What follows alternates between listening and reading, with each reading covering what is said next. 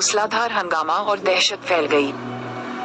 तीसरे देवता को पवित्र ईश्वर ने श्रेष्ठ बना दिया था और उसकी दिव्यता छीन ली थी, जबकि वह वर्तमान में एक परिवर्तन से गुजर रहा था जो पूर्ण होने के बाद उसे और भी मजबूत बना देगा।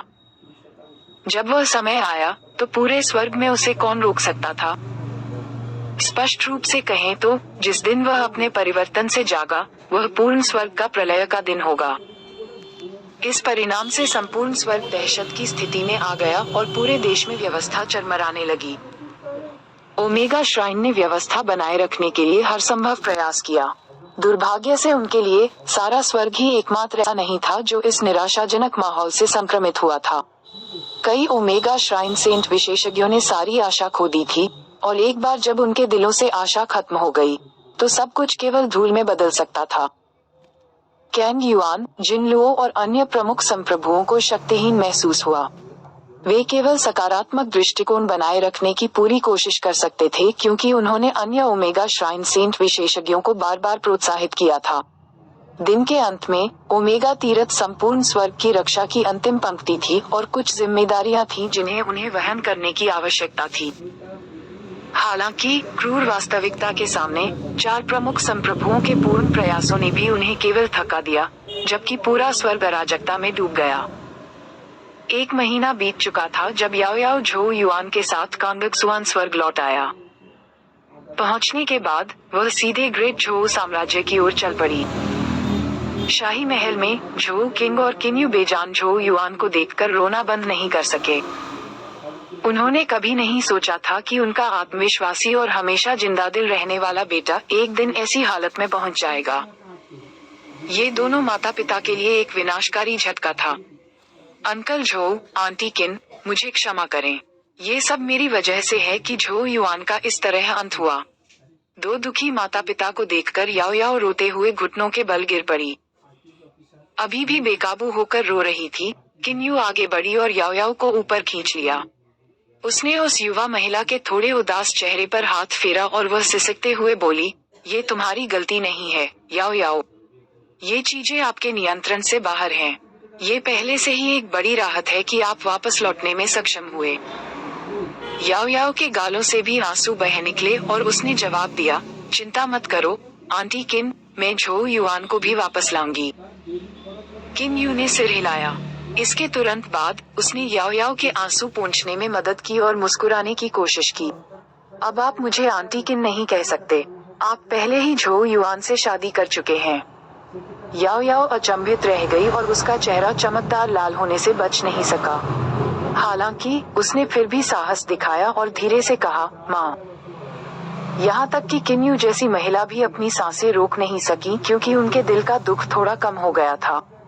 वह पहले से ही कल्पना कर रही थी कि कितना अच्छा होगा अगर झोउ युआन यहाँ मुस्कुरा रहा हो और देख रहा हो।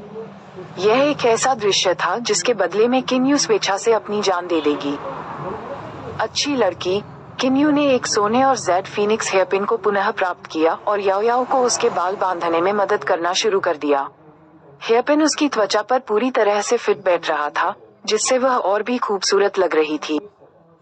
अब से आप हमारे झोउ कबीले की बहू हैं, किन्यू मुस्कुराया। याओ याओ ने आगे बढ़कर धीरे से गतिहीन मूर्ति जैसे झोउ युआन का हाथ पकड़ लिया, इससे पहले कि उसने शर्म से किन्यू की ओर सिर हिलाया। किन्यू को अपनी नई बहू से प्यार हो गया। उसके मूड में थोड़ा सुधार हुआ। हालांकि वह समझ गई थी कि वह केवल जबरन अपना ध्यान भटका रही थी। इसी समय महल का एक नौकर अचानक आया और बताया कि कैंग युआन और अन्य 3 प्रमुख संप्रभु लोग मिलने आए थे। उन्होंने स्पष्ट रूप से याओ याओ की वापसी को महसूस किया था और तुरंत जांच करने के लिए आ गए। झोउ किंग ने याओ याओ की ओर देखा। उसका सिर हिलाते हुए देखने के बाद ही उसने नौकर को अपने 4 मेहमानों को लाने का निर्देश दिया। जब कैंग युआन, जिनलुओ, डी लोंग और चीजी महल के हॉल में चले गए, तो उनकी निगाहें तुरंत स्थिर, कठपुतली जैसे झोउ युआन की ओर आकर्षित हो गईं। कैंग युआन की भौहें गहरी हो गईं और उसने चिंतित होकर पूछा, याओ याओ, झोउ युआन के साथ क्या हो रहा है? याओ याओ ने एक सरल स्पष्टीकरण दिया। उनका दिव्यता का पात्र नष्ट हो गया, जिससे उनके शरीर में उनकी दिव्यता धूमिल हो गई और उनके मानवीय पक्ष के साथ टकराव हुआ। परिणामस्वरूप उसने अपने शरीर पर नियंत्रण खो दिया है। प्रधान संप्रभु जिनलुओ ने पूछा, वह कब ठीक होंगे? ये स्थिति पर निर्भर करेगा। याओ याओ ने अपना सिर हिलाया। 1 महीना हो गया है जब से पवित्र भगवान ने अपना परिवर्तन शुरू किया है, और इस समय पूरा स्वर्ग अराजकता में है। यहाँ तक कि ओमेगा श्राइन भी नियंत्रण खोने की कगार पर है। जिनलुओ ने कड़वाहट से हंसते हुए कहा। याओ याओ की अभिव्यक्ति ठंडी और उदासीन रही। जाहिर तौर पर वह बहुत चिंतित नहीं थी। उसका मुख्य लक्ष्य झो युआन की रिकवरी थी और वह ईमानदारी से पूरे स्वर्ग की कम परवाह कर सकती थी। हालांकि यदि पवित्र ईश्वर ने पूरे स्वर्ग को नष्ट कर दिया तो ग्रेट झो शहर भी नष्ट हो जाएगा। झो युआन, किन यू और झो किन के लिए याओ याओ ने अंततः कहा, पवित्र भगवान के परिवर्तन में अभी भी कुछ समय लगेगा। झो युआन भी अंतिम क्षण में उसे सील करने में कामयाब रहा, जिससे उसका परिवर्तन काफी धीमा हो गया। चारों प्रमुख संप्रभुओं ने सिर हिलाया। कम से कम ये कुछ अच्छी खबर थी, हालांकि अंततः ये केवल देरी करने की एक रणनीति थी। प्रधान संप्रभु ची जी एक पल के लिए झिझके और फिर पूछा, याओ याओ, क्या वास्तव में पूरे स्वर्ग को पवित्र ईश्वर का सामना करने की कोई उम्मीद नहीं है? N0-1N। हॉल में सन्नाटा था क्योंकि एक के बाद एक निगाहें याओ याओ पर जा रही थीं। अंततः जवाब देने से पहले याओ याओ थोड़ी देर के लिए शांत हो गई। कौन कह सकता है कि भविष्य में क्या होगा? अगर पवित्र भगवान को कोई नहीं रोक सकता, तो मैं केवल यही कह सकती हूँ कि पूरे स्वर्ग का भाग्य खत्म हो गया है। 4 प्रधान संप्रभु केवल कड़वी हंसी ही छोड़ सके। थोड़ी और बातचीत के बाद वे स्वेच्छा से चले गए। याओ याओ और झो युआन ने बाद में शाही महल में निवास किया। उन्होंने शहर के हर उस स्थान का दौरा किया जहां वे पहले गए थे। याओ याओ को उम्मीद थी कि ये परिचित स्थान झो युआन के मानवीय पक्ष को जगाने में सक्षम होंगे। हालांकि 1 महीना बीत जाने के बाद भी झो युआन की आंखें सुस्त और बेजान थीं। याओ याओ ने हार नहीं मानी। झो किंग और किन्यू के साथ कुछ चर्चा के बाद वह झो युआन को महान झो साम्राज्य से बाहर ले आई, उस रास्ते पर चलते हुए जो वे उन सभी वर्षों पहले छोड़ गए थे। यह वह मार्ग था जिसे उन्होंने ग्रेट झो साम्राज्य छोड़ने के बाद कांगक्सुआन स्वर्ग के लिए अपनाया था। उस समय का लड़का जोश और आत्मविश्वास से भरा हुआ था। वह एक शांत, अलग-थलग लड़की और शरारती, चालाक छोटे प्राणी को एक अद्भुत और रोमांचक यात्रा पर ले आया था। अब वो लड़का जवान नहीं रहा। अनगिनत परीक्षणों के बाद अज्ञात अभ्यासी स्वर्ग का सबसे मजबूत विशेषज्ञ बन गया था। हालांकि अब वह भावना रहित एक मूर्ति थी, एक लकड़ी की गुड़िया जो खुद को धीरे धीरे लड़की के साथ ले जाने की अनुमति देती थी। केवल टुनटुन अपने छोटे जीव के रूप में बिल्कुल वैसी ही दिख रही थी, जो रास्ता तलाशते हुए सामने की ओर घूम रही थी। हालांकि जैसे ही वे ग्रेट झो साम्राज्य की सीमाओं से बाहर निकले, याओ याओ ने सामने 3 मशीन थे। सु युवेई ने बैंगनी रंग की पोशाक पहनी हुई थी। उसका पतला शरीर हवा में धीरे धीरे हिलते हुए एक खिलते ऑर्किड जैसा लग रहा था। वू याओ ने अपनी सामान्य बहती लाल पोशाक पहनी हुई थी। उसकी उपस्थिति वीरतापूर्ण थी और कांटों से भरे गुलाब की तरह चुभ रही थी। झाओ मुशेन ने काला पहना था और उसकी अभिव्यक्ति जटिल थी। सु युवेई पास आई, लकड़ी की गुड़िया जैसी झो युआन को घूरते हुए उसकी आंखों में गहरा दुख बह निकला। इसके तुरंत बाद उसने धीरे से कहा, क्या मैं उससे बात करने की कोशिश कर सकती हूँ?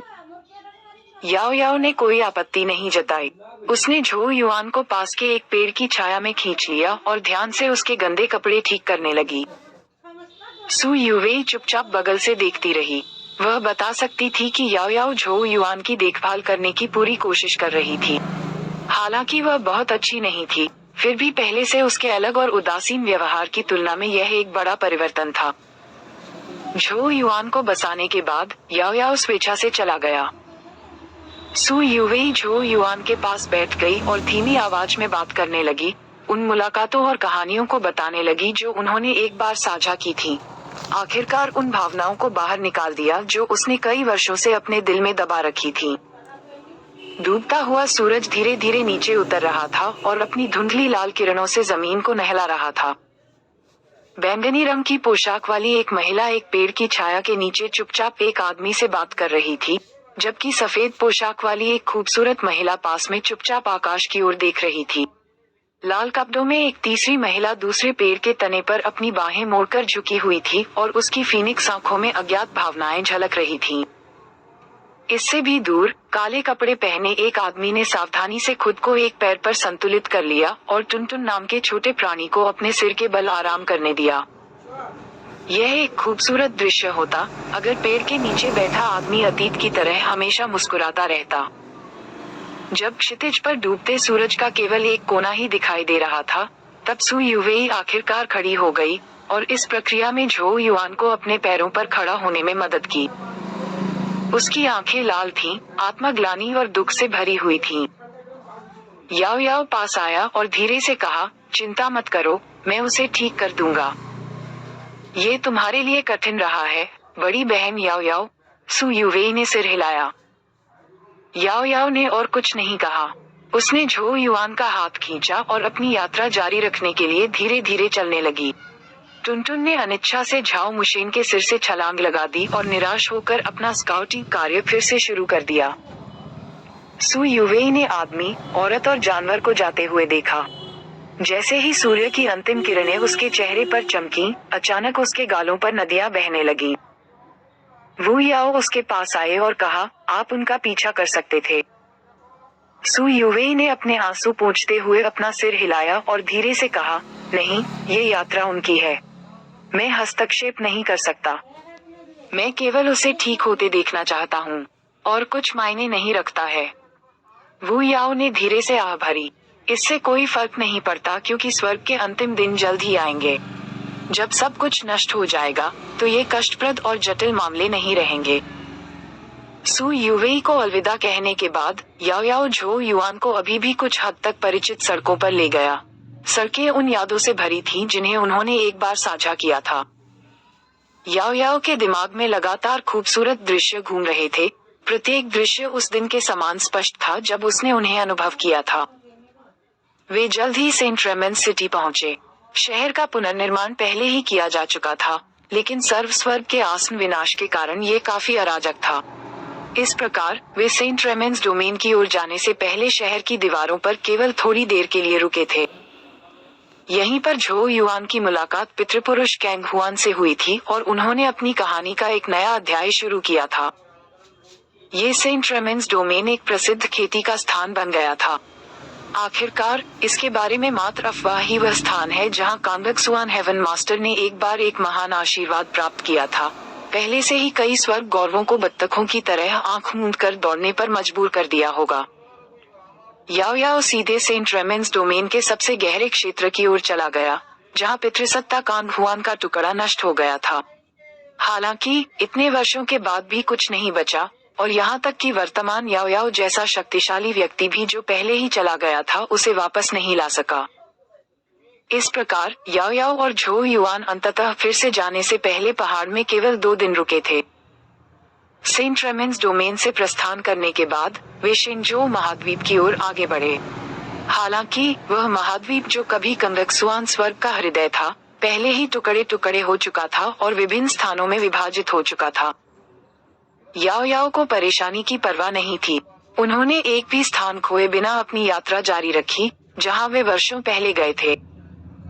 समय धीरे धीरे बहता गया। पलक झपकते ही 3 महीने बीत गए। इन 3 महीनों में याओ याओ और झो युआन ने ये सुनिश्चित किया कि वे हर उस स्थान पर रुके जहां वे पहले एक बार गए थे। हालांकि झो युआन एक निर्जीव कठपुतली के समान बना रहा, जिसने हर चीज पर कोई प्रतिक्रिया नहीं दिखाई। 3 महीने तक कांगक्सुआन स्वर्ग के विभिन्न कोनों का दौरा करने के बाद याओ याओ और झो युआन आखिरकार कांगक्सुआन संप्रदाय के प्रवेश द्वार पर पहुंचे।